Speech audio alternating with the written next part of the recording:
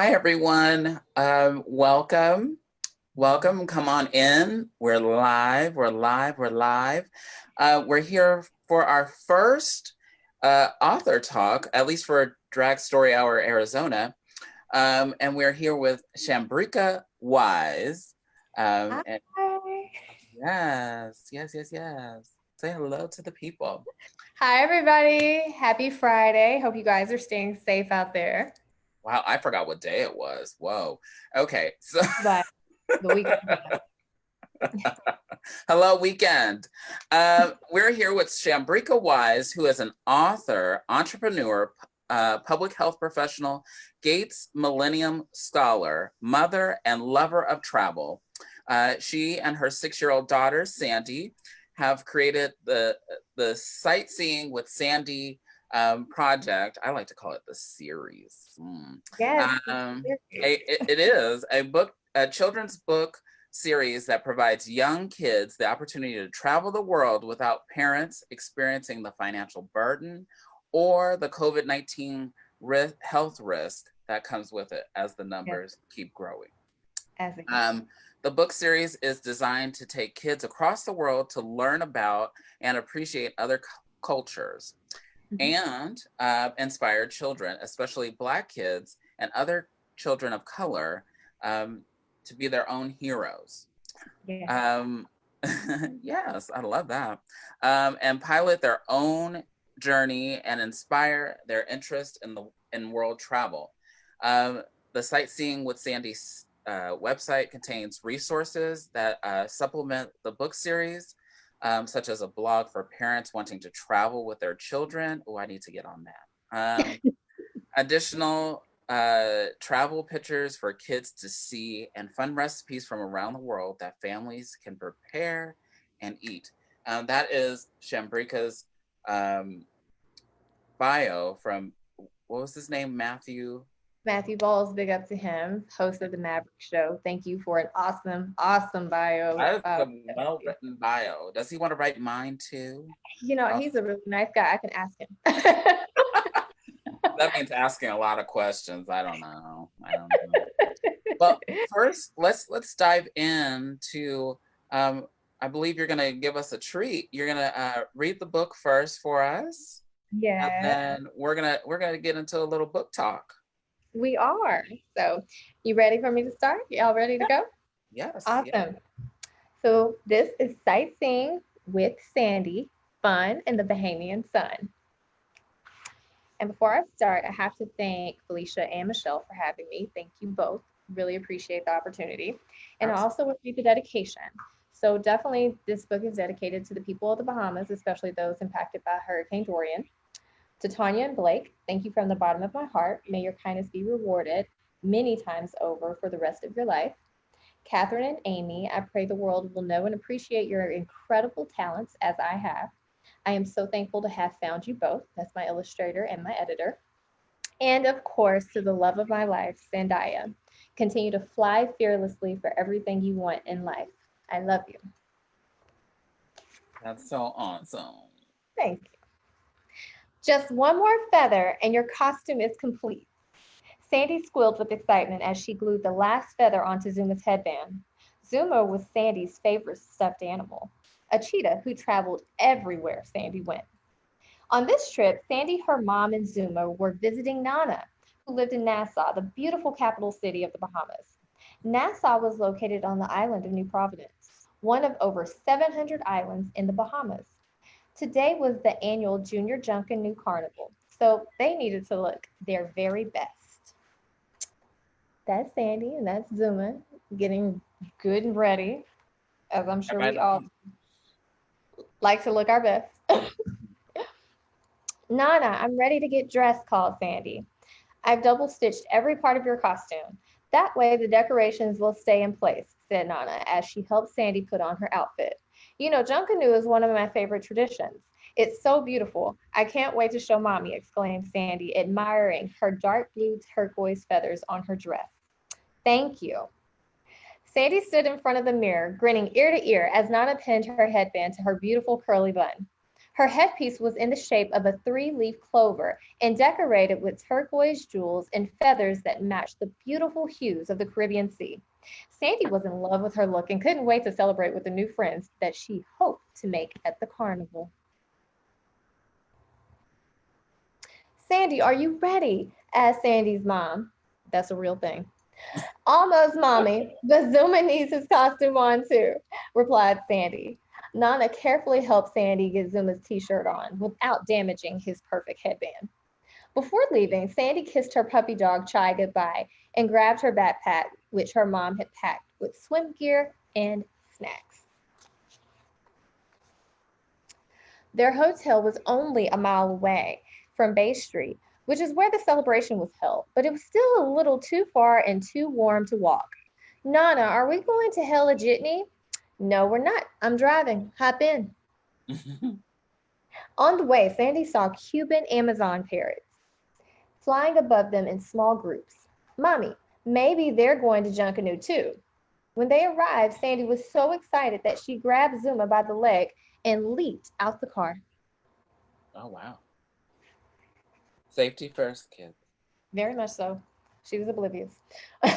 Sandy, there will be a big crowd today. You have to hold my hand so we don't get separated, said Nana. I'm sorry, Nana. Can you help me strap Zuma on my backpack? He needs to be safe too, said Sandy. Of course, said Nana. Sandy triple-checked to make sure Zuma was secure and that everyone could still see his cool outfit. Then she took Nana and Mommy's hands and pulled the two women towards the island melodies. Sandy skipped with excitement. This is amazing. The music is so much fun. Such colorful. I love the finishes that the illustrator did. Yes, it is, little one. But do you know the meaning of Junkanoo? Asked Nana. No, what is it? Asked Sandy. Realizing that this was a lesson best taught by Nana, Sandy's mom ventured off to do her favorite thing, shop. Plus, she wanted to give Sandy and Nana some time alone together. So that's her talking to her grandmother, and that's based on her actual grandmother. And that's what you could kind of expect to see if you went to the Bahamas during their Junkanoo Festival. People dressed up in ornate decorations and costumes. Pretty cool. Sit down right here and I'll tell you, said Nana. Junkanoo is a national festival that we Bahamians celebrate every year around Christmas time. We play different musical instruments and wear a sea of colors to show the love of our people as well as our pride as Bahamians. The festival takes place right here on Bay Street in Nassau. Is everyone in town invited? Sandy was intrigued. Yes, and almost everyone comes. While there was several versions, the story I was told as a girl was that the name Junkanoo came from an African tribal chief whom the Europeans had named John Canute. When he and other Africans were brought to the West Indies, Junkanoo was what they called the time of celebration during the Christmas holidays. It remains one of our grandest times of the year. Wow, that is so cool, Nana, said Sandy. And children get to play and celebrate too? And that's the image of John Canute that we drew. Children are the best part of the celebration. We hope kids like you will carry on the Junkanoo tradition and share our history with your future children. Oh, look, Sandy, the Junior Junkanoo Festival is beginning. Mommy returned from shopping, and she, Sandy, and Nana watched as more than 100 kids paraded down the street in their costumes. Sandy yanked Zuma out of his harness and started dancing and singing. Some of the kids stopped to dance with Sandy. Nana, this is awesome.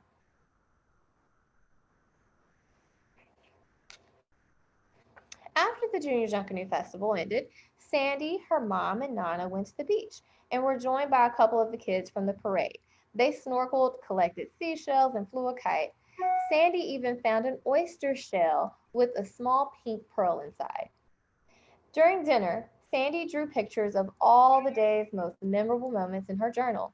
In between bites of grouper and conch salad. Aww. Sandy's mom admired her drawings. She was so entranced by her daughter's artwork that she accidentally bit into a Scotch bonnet pepper. I did that in real life and it hurt. Ouch, she yelled.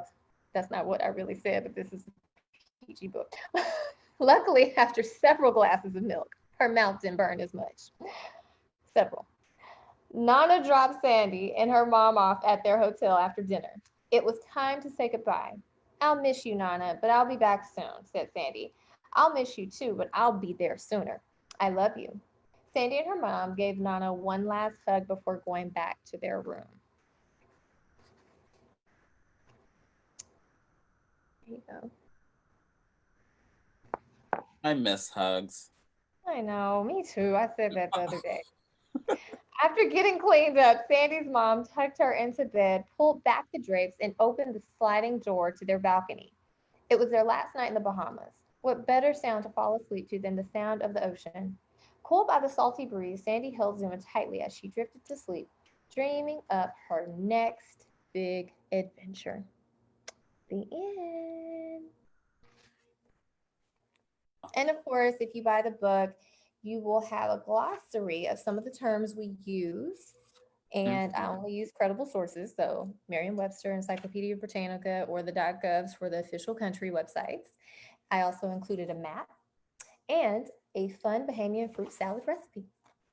And then you get a sneak peek because next time we're going to Paris. Petty? Yes. Love that. Thank you. I love it. Love it. So how long did it take you? Oh, well, let me not skip ahead. So we know that it's based mainly on what's the inspiration behind going forth and doing Sightseeing with Sandy? So I gotta take us all the way back to 2015. So 2015, September 28th, that was the day of my divorce. That previous December, we had just buried my grandmother. A week after my divorce, I turned 30 and it just seemed like life was unreal. And then a week after my 30th birthday, I was in the hospital and I had been diagnosed with multiple sclerosis. And so that was it. That was it. Obviously, I went through a lot. And then not to mention on top of all that, I was a single parent and trying to adjust to being a mom. And I had a very beautiful, small, impressionable baby that needed me for everything. And so it was just such a roller coaster of emotions, adjustments, acceptance, honestly, rage, because I was just so angry that it seemed like so much stuff was happening to me. But when I got out the hospital, I literally had a moment where I said, you know what? In a way, this is not the worst thing to happen, because while I was weak, I did feel like I was getting better. But it also made me look at the fact I wasn't really happy. And I mean, like, after all that, who would just be giddy with, the sun every single day, right? But even before some of those things happened, I was just living life. I wasn't really like enjoying life, if that makes sense. Because it was just always go, go, go. But it's like, what was I doing that, actually filled me as a person and made me happy? And I had to make a list out of things that I was involved in. And I said, you know what? If something's not a 70 or above, it gets cut. Second round, you need to be a 90 or above. So that really minimized a lot of things for me that I was involved in, things that, I let occupy my space, my free time, everything. And I said, you know what, I have to live more intentionally. And it's so crazy because the only reason I found out I had MS was when I went to pick up Sandy out the bathtub one night, a week prior to that, essentially it was like maybe 2 days after my birthday. I bent down and I picked her up, but my dog had been acting weird that whole day. He was very anxious, and that wasn't like him. And when I bent down to pick her up, he actually bit my arm, but then he jerked back really quick. And he had never bit me. He was like in my life since he had been 6 weeks old. Never had an issue with this dog. And he looked so remorseful. I'm like, okay. And so I had actually thought I was going to have to either give him to my mom or to my ex-husband, because I was like, I can't deal with him snapping on me like that with the baby. That was just too weird. And so, yeah, when I went there, I told the doctors what happened, told them all my symptoms, because I had literally lost temperature sensation on my left side. And I realized that when I got into the shower and the water hit my left side, didn't really feel like anything was wrong. But as soon as it hit my right side and I turned my body, I literally like jumped out the shower. And so fast forward, even within the 3 days I was in the hospital, I started to get my sensations back. And it was like, thank God I'm one of the lucky ones. Mm-hmm. But what if this happens again? What if I'm not so lucky? What if life just changes and stops, X amount of days from now? Can I say that I'm really happy and I'm really living my life with a purpose?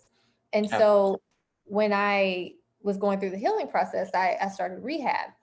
And I was, frustrated being in rehab. Mm-hmm. Um, but it made me really, it made me really work in a way for myself that I had not worked in, that um, I guess I had just never been exposed to, because it's so easy to put out this effort for everybody that surrounds you, but then you do so little for yourself. It's like one of my friends said it perfectly about a month and a half ago. We do not have an infinite supply of anything. And if people aren't pouring into us, then there will be a point where we are empty. And so I was like, you know what? I need to start pouring into me more. And so that was when I started living life. And I made sure to try to be happy and, focus on my recovery, making sure I was sleeping well. And that's hard to do with a little baby, but I Mm-hmm. made it work. I have to take care of myself, because my body reacts to stress in a way of like, if I'm doing too much, I'm not treating it well, it's going to give me symptoms. And so I started to slow down. And so, because the recovery was taking me a while, I moved back home with my mom that following January. And I think that mentally just got to me, because I had never not had control of a situation.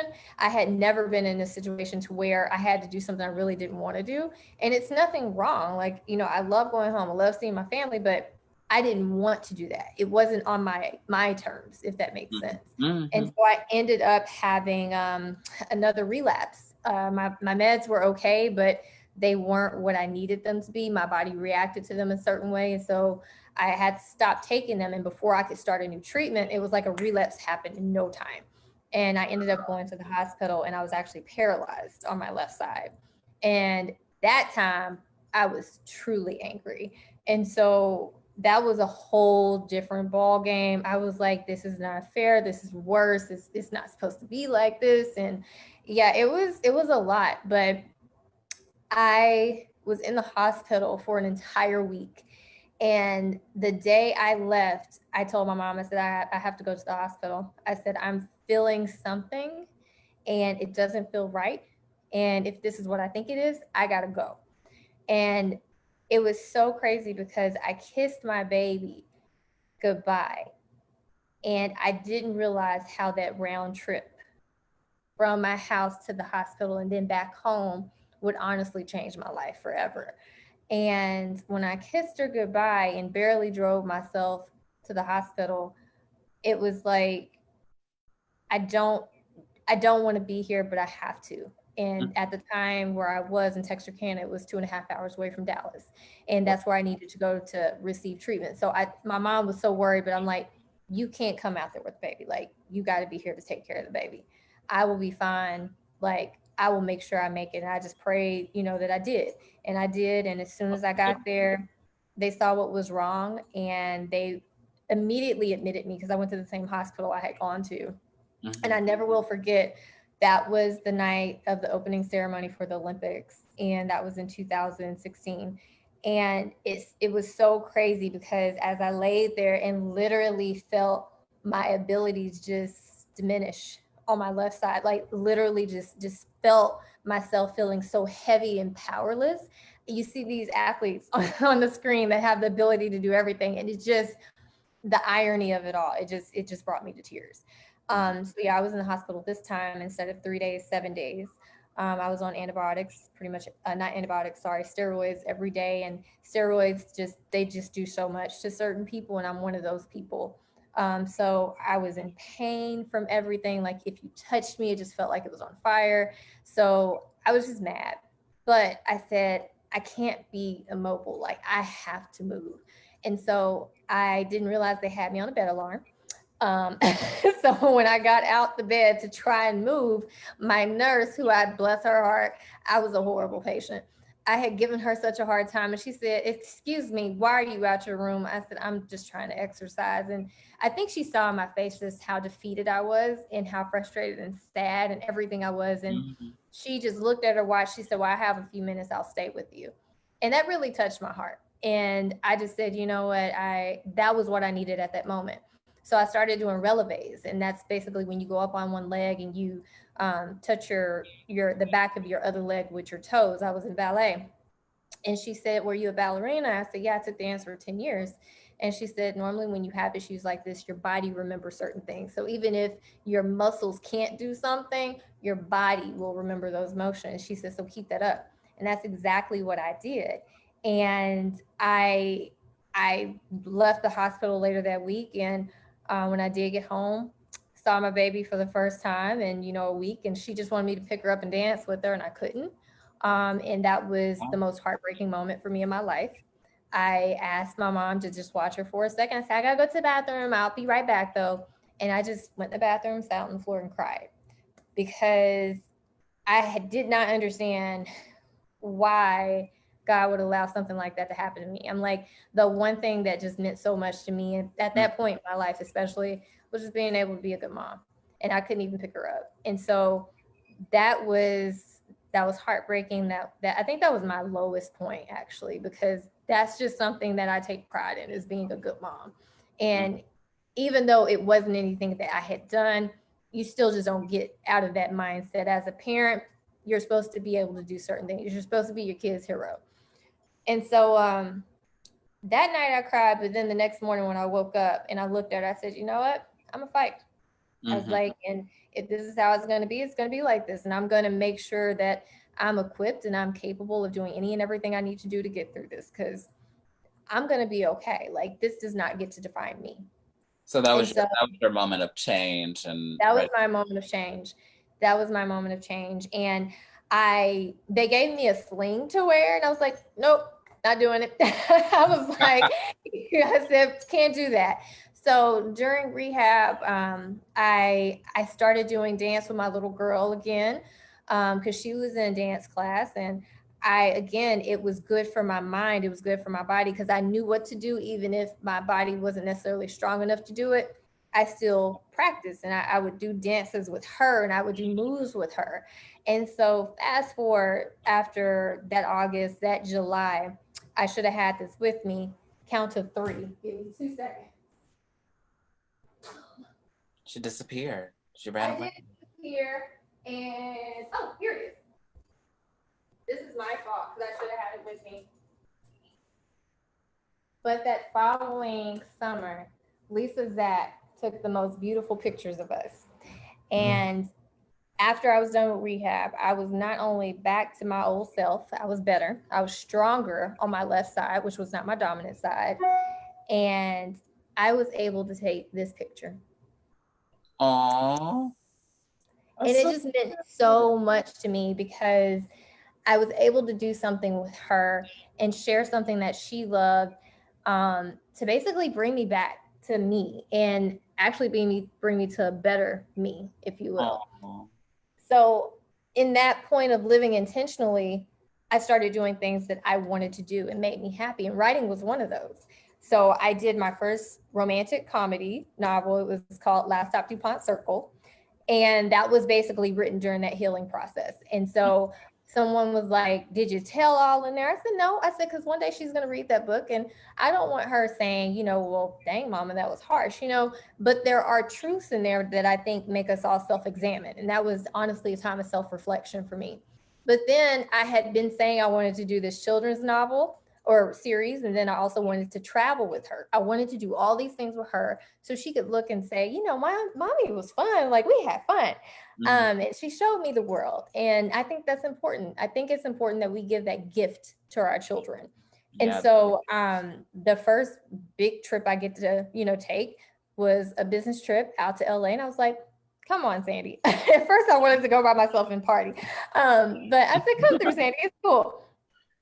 And I think I've showed you the promo, but the video where she sees the beach for the first time, she runs to it and she's like, "Wait, it's the beach. I'm gonna get wet."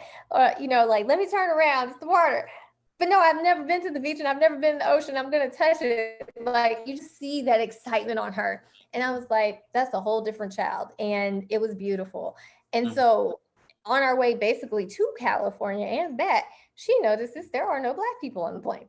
And so she asked unfiltered, Mommy, where are all the Black people? I'm like, would you please just hush, sit down, look cute, and say nothing? And so she was like, but there are no Black people. And so I'm like, oh my God. So eventually when we got back to Texarkana, not Texarkana, but Dallas, I told her, I said, I realized I kind of shushed you and kind of just told you we talk about it later. And I wanted to make sure I addressed that. I said, for reasons that we went during the week, people could have been home. It was right after the holidays. They could have been resting. Kids could have already been back in school. I Mhm. said, but to be completely blunt with you, traveling is expensive and not everybody can do it. I said, Mommy grew up and she didn't really go that many places until she got older. I said, but that is not a thing that everybody can do. Mhm. She clearly didn't miss a beat. She said, well, that's not fair that kids can't travel and you need to fix it. And she walked off. And I said, That's a lot of weight okay. to be lifting. I was like, okay. So I put it on the back burner because I was like, this is going to come back up, but I'm not going to uproot this seed before I have to. Mhm. So when she was home a few weeks later, they had a holiday. And I'm like, I don't understand why we are home at the same time, but whatever. And she said, so what are we going to do about all those little kids that can't travel? She didn't forget. I'm like, dang. So I just said, okay, what should we do? I said, the way I saw the world, I read encyclopedias, straight nerd. And I watched a whole lot of cool shows that were on PBS. Mhm. How do you like to learn things? She said, I like pictures and I like books and I like watching cartoons. I said, don't have the funds for cartoons, but I like the whole book thing. Let's talk Yeah. about it. So, literally, a conversation between me and my 6-year-old, we created our first children's book, Fun in the Bahamian Sun, under the Sightseeing with Sandy series name. And I thought it was just perfect because I got to write the book as a child would like to live that adventure. Mm. And she got to learn about her own culture because she is half Bahamian and she's never been to the Bahamas, but she definitely just saw herself there and envisioned these opportunities when she, actually would eventually travel. And I saw how the promise of her being able to see so many different places, it ignited a side of her that again I hadn't seen. But again, she was 6, and I don't feel like kids can really start to get that appreciation for travel until they're right at like maybe 5, 6, 7. So it was like spot on for her. It's like something went off, she got it, and she's already trying to pick other places that we write. So I am not only doing this for, her, but I'm doing it for other kids too, because single parents, double household with both parents, like traveling is expensive. We don't always have time to do it. There's a whole pandemic right now. Just a, just a little pandemic. just just a tinge. But yeah, it's just like, regardless of what the barriers may be, we still should teach our kids to see the world and see it for the beauty of it, not be afraid of it because it looks Mhm. different. I just feel like there's so much love that's missing and respect. And I think, I can't save the world. I definitely can't do it by myself. But if I can just help one kid be understanding of another kid and give them the opportunity to not judge on biases that may be pre-existing to, unknown to them essentially, then I've done my job. I've done my job. I've allowed some kids to potentially make a friend that they may not have, or to want to go somewhere and learn about people before they judge them. And hopefully they won't judge them. So, Well, I know that when we talked on Let's Have a Fifi, that mhm. a big thing that we talked about was representation. Yes, yes. So, what are your thoughts about diversity in literature? Mhm. And how do you feel about the current state of diversity and inclusion? Um, and I'm gonna put the world on your shoulders too, because I'm with Sandy. How are you gonna fix it? I'm just kidding. You're not kidding. Um, so I definitely think it's important that our babies see themselves. Um, to be completely honest, even when I was older in college, Mhm. and had all the money in the world as a Gates Millennium Scholar, essentially to, utilize properly for my education, you still weren't aware really of that power and that impact that really and truly could have on your life, because mentors mean everything. Visualization, that in-game visualization, especially when you're going through the thick of it, you need Yeah. somebody at the end of that tunnel to see, like, all this is worth it, because I can be like that person. Mhm. And granted, I did run into people along the way, but it's different when you just met somebody and when you were really under somebody's wing. So Mhm. that was me later in life. But I feel like if someone would have told me I could be this little precocious kid back here on a plane and I'm the pilot of my journey, you couldn't have told me anything. Mhm. So I feel like we really have to get into the psyche of kids early and empower them and educate them and put this intentional language there in their vocabulary, not just let these generic messages happen and, not be orchestrating them, if you will. Like, especially as parents, like, that's our job to nurture them. So whether it's biological or not, it doesn't matter. If you are the care provider, caregiver of a child, it is your job to arm them with what they need. And it's not necessarily anything that's unattainable that will hurt other people. It's basic education and respect. And I feel like if you not only necessarily see yourself and you have this self love, but if you also see other people that look differently than you and they're doing cool things, or you're seeing that they are not a threat, they are somebody that could be your friend, they could save your life one day. You just never know. Like, I just feel like this is a time where we have to be more thoughtful of what we especially put into our kids and in front of our children. So that's definitely important to me, which is why the kids in the book, they look like everybody. Like, if she's going to India, she's going to meet a real little boy that grew up in India or a real little girl that grew up in India. I want there to be representation across the board. So I think when we talked too, I said, there will be kids that, are maybe disabled and have, special needs, but that's totally okay. That's the world we live in. And there's Mhm. nothing wrong with that. Like, embrace your differences, because it doesn't mean that it's a bad thing. Like, I feel like that makes us better people. So So, the state of D&I, mhm. oh, chow.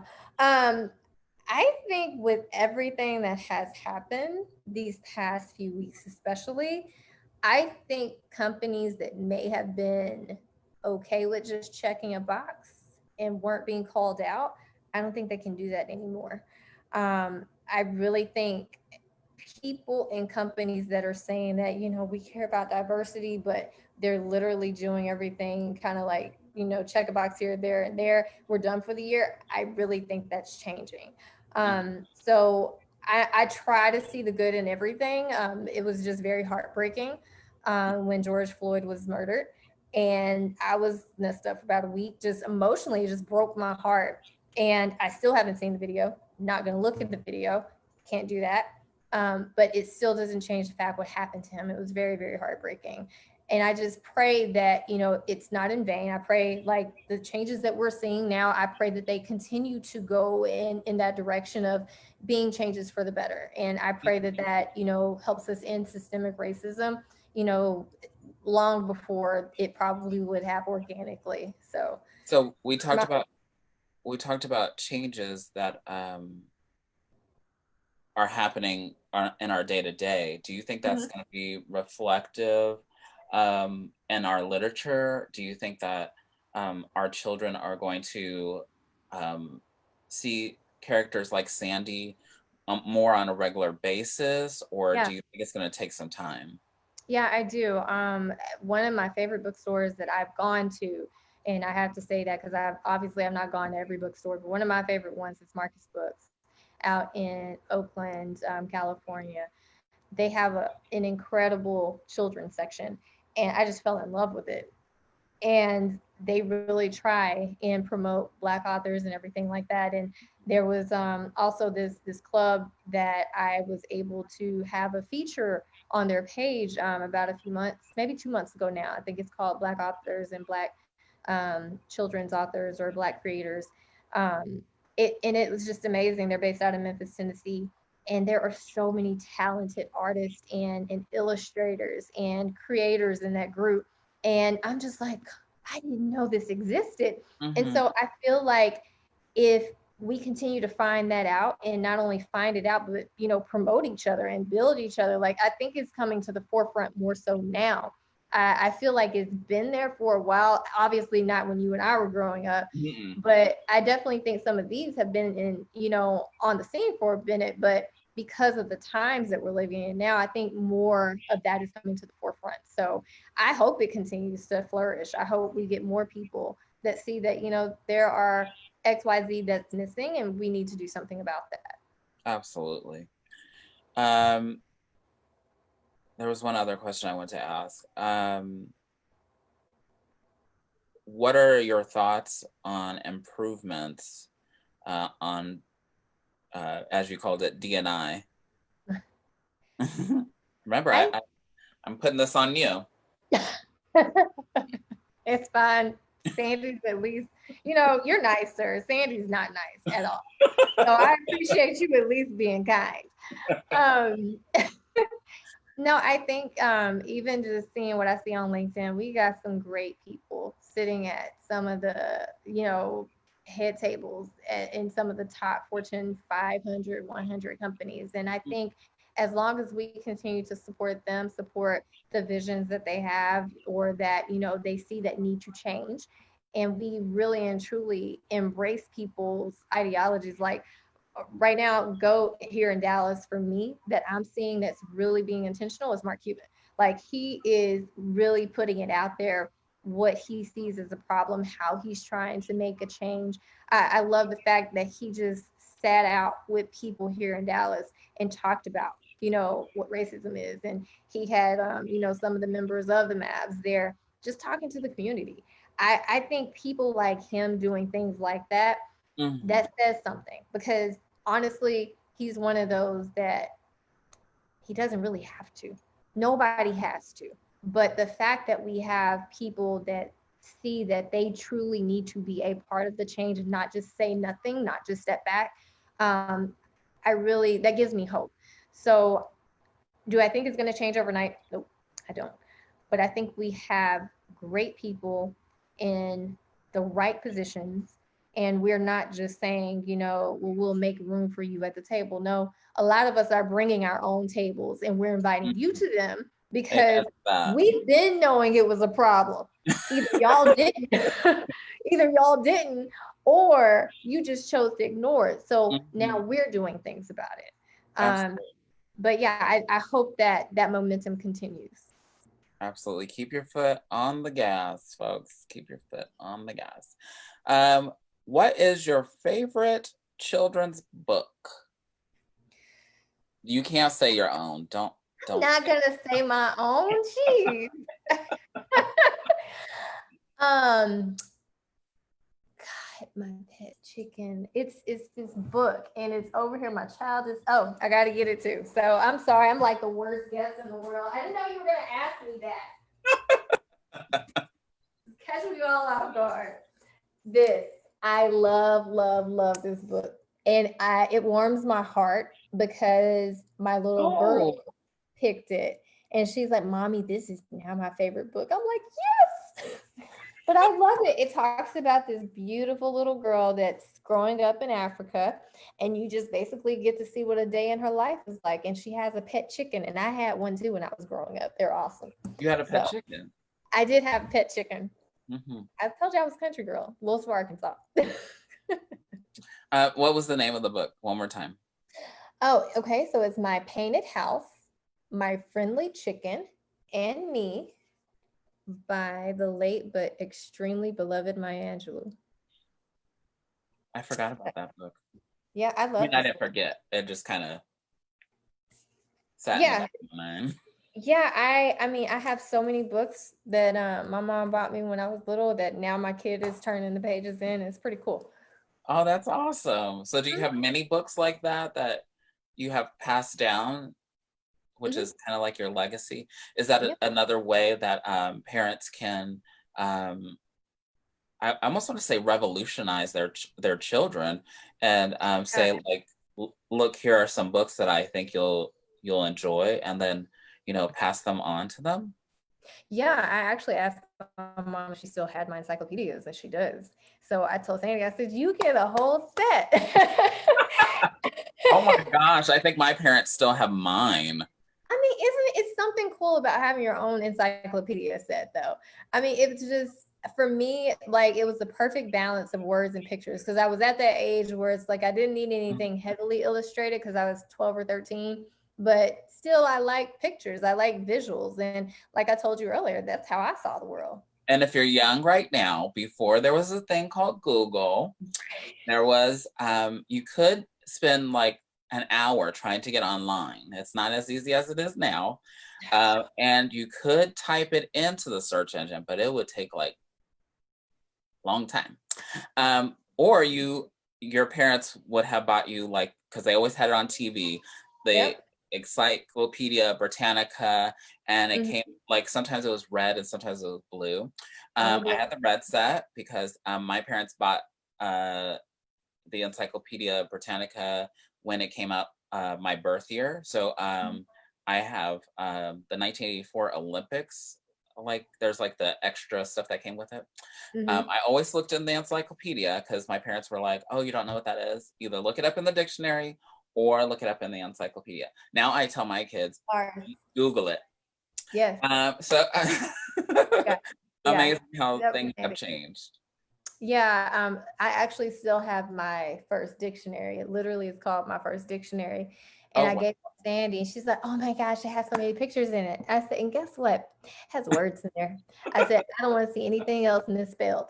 And she was like, "How do I find them?" I said, "Sound it out." It's called phonetics, like, that hooked on phonics that you told your nana you didn't need because you were extra smart.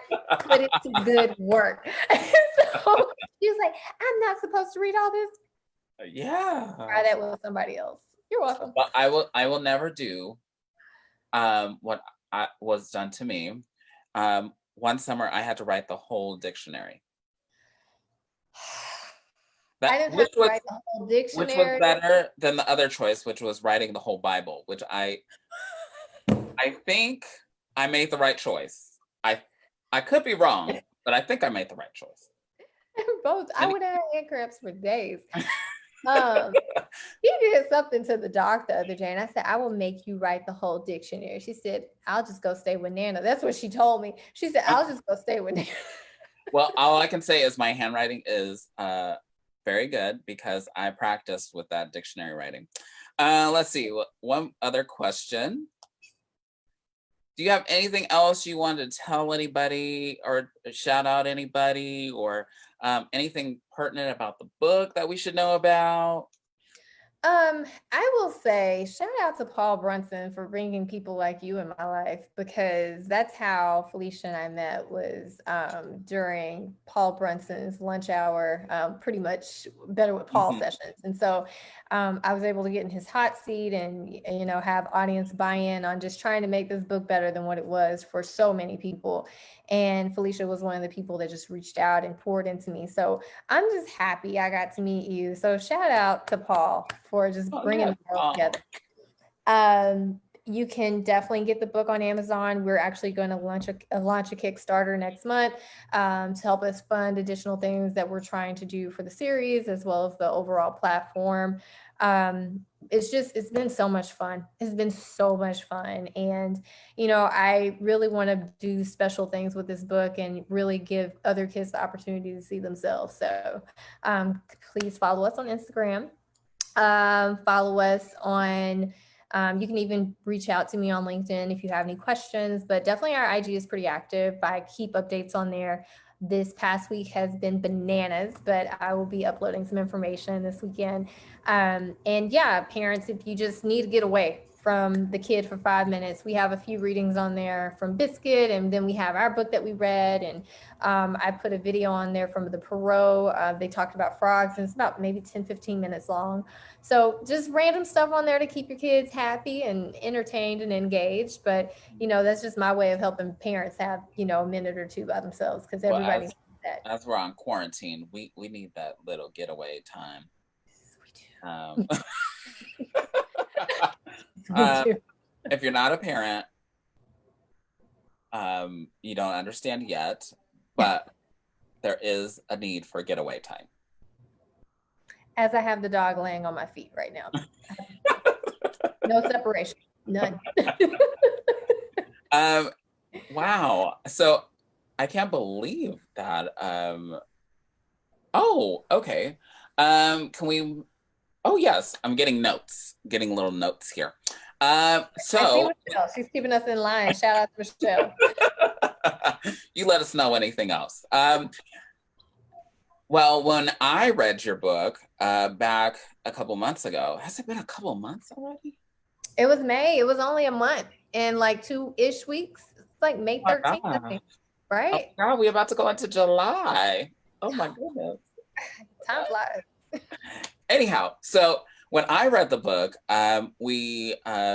or Drag Story Hour Arizona ran a contest, and we have a winner tonight who gets a Zuma, who is one of the characters in the book, and also a passport, which is hand stamped by Shambrekia. And She wouldn't let me do it.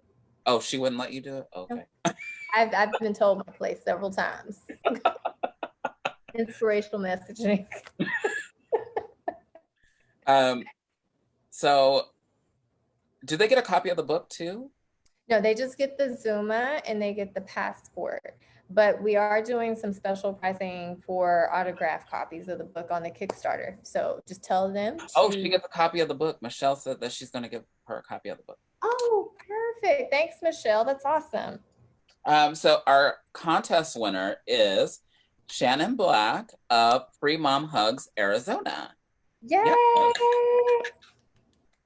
And so stay tuned, Shannon. Michelle will be in contact to work that out. But I love.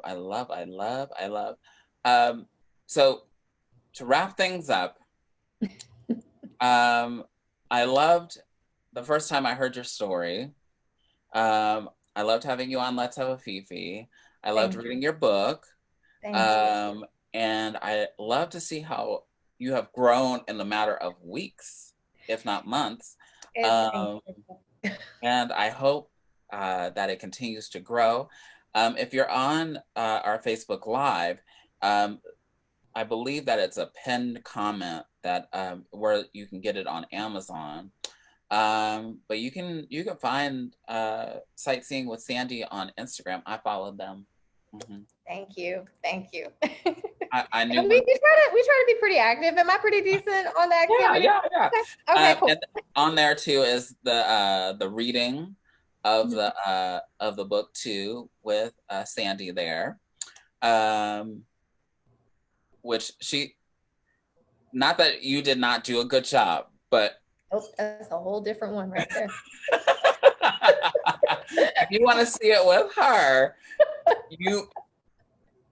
you get a taste. That's all I'll say. I don't want to ruin it. I don't want to ruin it for nobody. I am grateful that I could host the first author talk here on the Drag Story Hour Arizona page with Sham.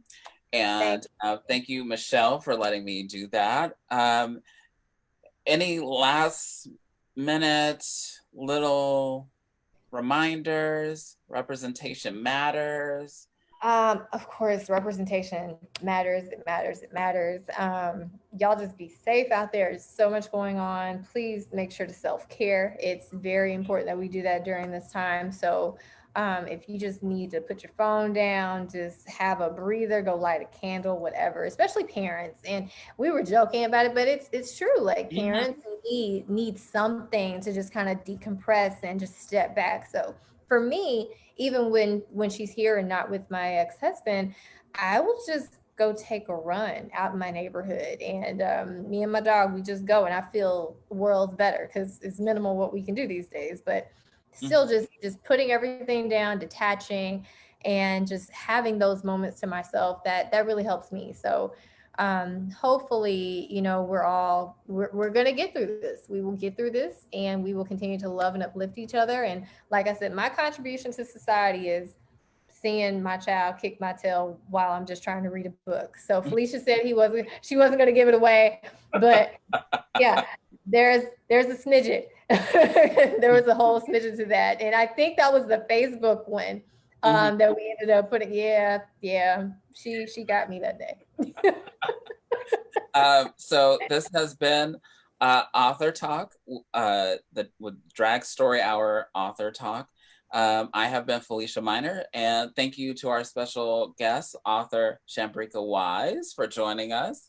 And if let me check the chat to see if there's any questions. Oh, yeah, I'm happy to answer anything. Shannon says she'll be donating the book to the community organization of my choice. Oh, Oh, awesome. oh what? What? That's so sweet. Wow, I'm gonna don't do that. It took her forever to put her makeup on. I'll have to think about that because I'm into that. That's my thing. We'll talk about it. Awesome. Thank you so much, Michelle. Yes, yes, yes. This is an action episode, somebody said. Yes, it is. Self-care is very important. Yes, yes. In fact, I make it prominent that I schedule a self Fefe day. So it's a day that it doesn't matter what I want to do. I need to figure that out for the week. And I put it on my calendar. And I say, okay. Because especially with this going on, I work from home and Great. I don't like detach myself. I just kind of Mhm. sit here. So I schedule one at least once a week and detach myself. So parents, do take care of yourself, and and you can help your kids do the same thing because Yeah. they're stuck on those video games, they're stuck on Yeah. whatever. So, not to become a preach or a preacher, No, no, it but just, you made me think about the time I told myself I was going to do that. I was like, I'm not going to go to the spa because it's just kind of dangerous right now. So I cut a cucumber and I was like, I'm just going to lay here for 10 minutes. uh-huh. She was watching a cartoon, the dog was doing something. I was like, I'm good for 10 minutes. I laid on my bed, put the cucumbers on my eyes, and I was like trying to breathe deeply and everything. Then here comes Zendaya. She picks the cucumber up. She's like, "Are you asleep?" I was like, "No, go away." So like 2 minutes later, I heard somebody come back in, and I say somebody because it's either Zendaya or Chai, and I heard the feet. I was like, "Oh, it's Chai." So he jumps on the bed and he sniffs in my face. I'm like, "Go away." Next thing he does, he licks the cucumber, takes it off my face, both eyes, and I'm like, No. you know what? I'm done. So if anybody is not dealing with that, y'all are levels ahead of me. Self-care is still possible because I can do it. If I can do it, y'all can do it. My favorite is the hydro mask because you put it Mhm, on and you can mhm, wear it around the house, do the mhm. dishes. You got it on for a good 15 minutes and it says rub it in, and do I rub it? Um, That sounds and it's the pleasant. best thing ever. Even if it's 10 minutes, 15 minutes, I'm still doing what I need to do. There's some days where I just totally disconnect, turn off my phone, turn off my computer, and I let family know because family worries. So Family does worry. that's my last minute. That's my last bit. I think we're out of time. Thank you, thank you, thank you for being here. Thank you for watching. And be sure to follow the Drag Story Hour page to see more storytelling by drag entertainers, maybe more author talks. But that is it for the night. I have been Felicia Fifi Minor, and I hope you guys have a great weekend. Bye, everyone.